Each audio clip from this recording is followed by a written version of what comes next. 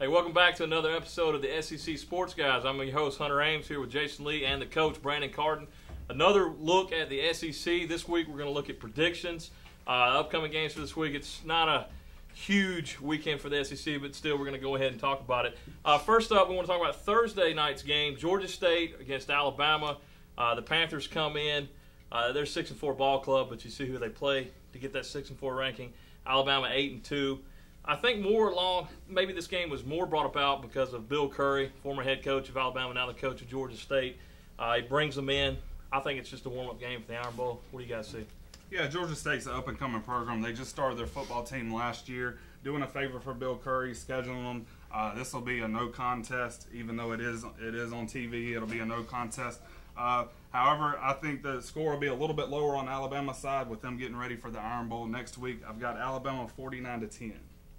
Okay. Well, you got to look at it like this. I think it's going to be a warm-up game for Alabama. Like you said, Georgia State's second year in the program. Curry's doing an excellent job out there, but look at what the conference they play, and it's not much. I'm looking at it as a preparation game for the Iron Bowl. I got 34-10, Alabama. 34-10. I'm going to go with 52-10, and I think those 10 points by Georgia State is scored very late in the game. They might pick that field goal up in the first half, but that 7 will be scored late in the fourth quarter.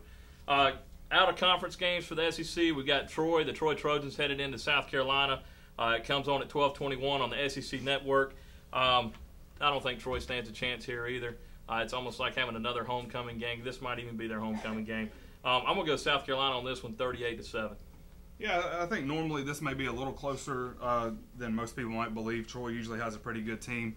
This year they're a little down. They've already lost 2 conference games within the Sun Belt. I don't think this will be much of a game. South Carolina's got the offense rolling. Got South Carolina 45-21. Well, you got to look at South Carolina coming off that major win last week, going and clinching the SEC championship spot.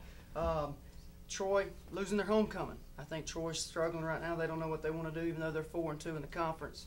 I'm looking at South Carolina 47, Troy 17. Okay, good. Next game, we have Appalachian State Mountaineers headed down to the Swamp to play the Gators. This is 12:30. It's pay-per-view. You can also pick it up on ESPN3 if your cable provider has that. I have Florida 31-3. I know Appalachian State was that team that took out Michigan a few years ago, but this is the SEC. This is not Big Ten football. Yeah, 31-3.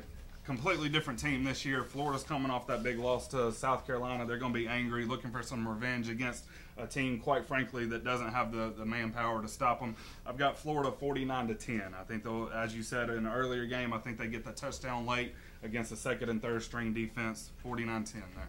Well, Florida struggled last week. Everybody knows that. I'm looking at Florida coming out trying to do something with their offense. Defense don't have that much of a problem, even though, big teams, it's hard for them to stop. I say they put 34 on the board, and Appalachian State only scores 7. And that's, like you said, late in the game. Now, our in-conference games this week, they're not even that stellar. We have Ole Miss headed into Baton Rouge to take on LSU. This is the 3:30 primetime game on CBS. I don't see it much of a contest. I'm going to take LSU 27-3. Masoli's not going to be able to hang around in this one. Yeah, I think early in the year this would have been a better game than now. Ole Miss is just struggling. Masoli had all kinds of problems with Tennessee's defense. LSU's defensive front is a lot better than what he even saw last week. I think they get a lot of pressure on Masoli. I think the offense struggles again.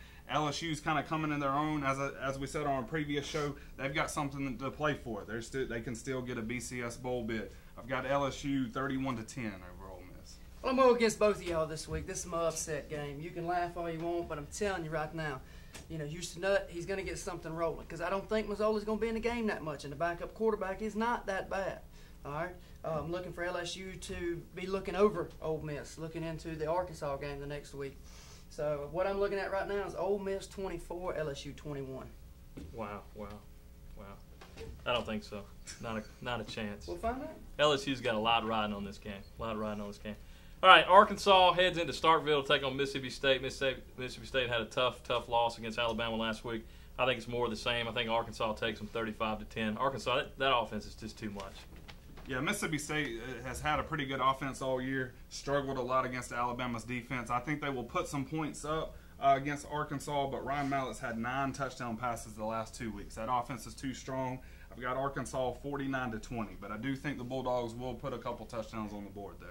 I think it'll be a close game at the beginning, and then once Mallett settles in, he's going to start, picking the defense apart. He's going to start finding holes in the zones. He's going to start finding one-on-one coverage, and it's going to end up 31-17.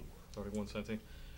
And my game that I'm looking forward to this week, and it's not even that big of a game, Tennessee-Vanderbilt. I think this is going to be a great game.